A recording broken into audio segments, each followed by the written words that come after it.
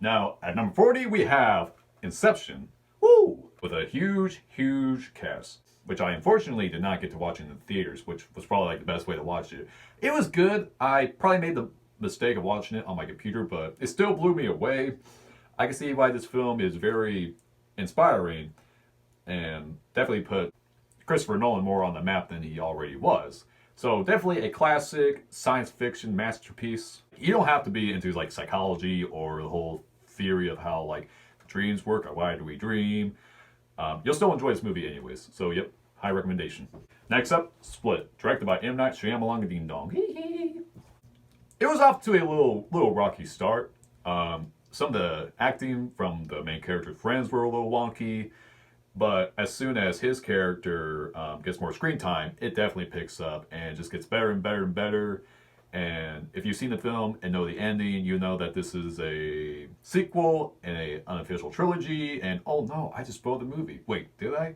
Did you guys watch it? I don't know where I'm going with this, but like you could probably watch this as a standalone movie and not worry about the next film that came afterwards because Glass, which is kind of like the third movie after Split, it was okay. So you don't have to watch Glass. You can just stop it here because this is a pretty good movie on its own. Okay. Oh boy, Nocturnal Animals, starring Amy Adams and Jake Gyllenhaal, two of my favorite actors of all time in this movie.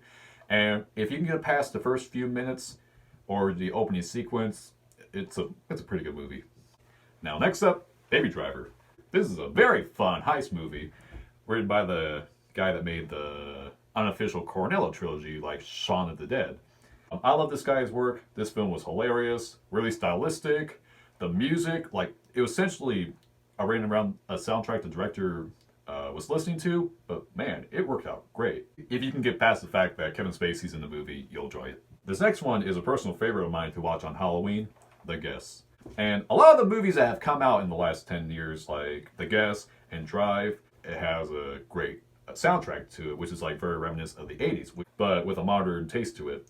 The soundtrack in a way also elevates it. Not really too scary, but it didn't have to be. Not all horror movies have to be like scary, but this is like the type of like fun scary you can just have and watch and definitely get in the fall vibe when you're watching it. Well, this next one is a film I sort of regret getting, but at the same time I don't know how to start this up, but I'm just going to say The Skin I Live In. This is probably the most, well, pardon my French, but this is probably like the most The F dash dash dash word. movie that I probably own. The Skin I Live In is kind of like a modern day Alfred Hitchcock like type of horror film, except it is all like foreign language, Spanish, I think. It has a really disturbing plot twist where when I first saw it, I had the DVD next to me and I just slowly like turned to it and oh man, that scene got creeped into my soul. I made the unfortunate mistake of recommending this movie to one of my professors at Ivy Tech, who he and I talk a lot about movies. And I let him borrow it, saying like, hey, if you like Hitchcock, you might enjoy this one. And he took it. And he watched it. And now I hate myself. I'm sorry, Professor.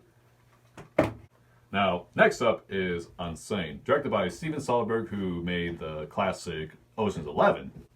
This was filmed on an iPhone, but just with a camera lens attached to it, and that's why it looks kind of low budget, but not like iPhone-ish quality. And I think that was kind of primarily the goal, just to see if you can make a low budget film like on a low budget camera, because essentially what I'm recording on.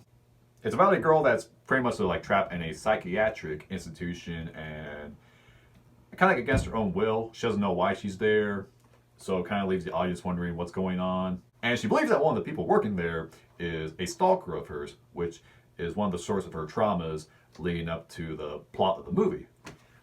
This is a pretty good film. Not sure about the ending, but overall I had a good time watching it. Now, next up, Edge of Tomorrow, or what they try marketing it as Live, Die, Repeat. It's based off of a Japanese manga. This film stars Tom Cruise and Emily Blunt, obviously two actors I love. Tom Cruise still kicking it. And I think he was at least like maybe like in his early 50s when he starred in this film. The plot is fairly simple. It's about Tom Cruise reliving this particular day over and over again, like Groundhog's Day.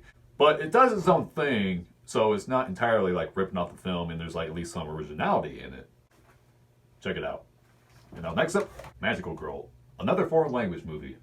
I watched this one very recently. I sadly don't own it on Blu-ray, but at least I got the DVD to watch it. There's like two storylines, one with the woman on the cover and this man and his girl dying of cancer, which I think she's roughly around like 10 in the movie.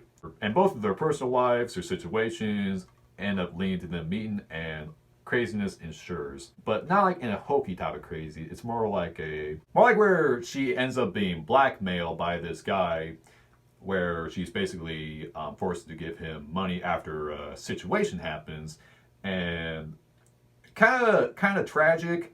The ending, it's definitely kind of like a downbeat ending, but in a weird upbeat type of way, if you think about it. And now here's another foreign language movie directed by Denis Villeneuve, the guy that made Sicario, Incendies.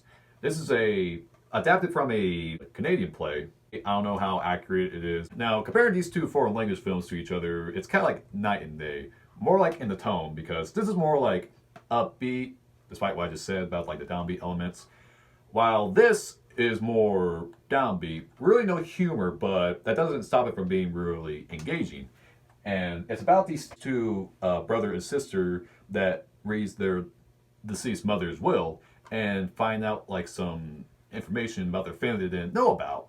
And they go about to the Middle East to put the pieces together, and the plot just thickens, leading up to a twist that shocks both you and the main characters, which I totally did not see coming. Not gonna spoil it. Just check it out if you can.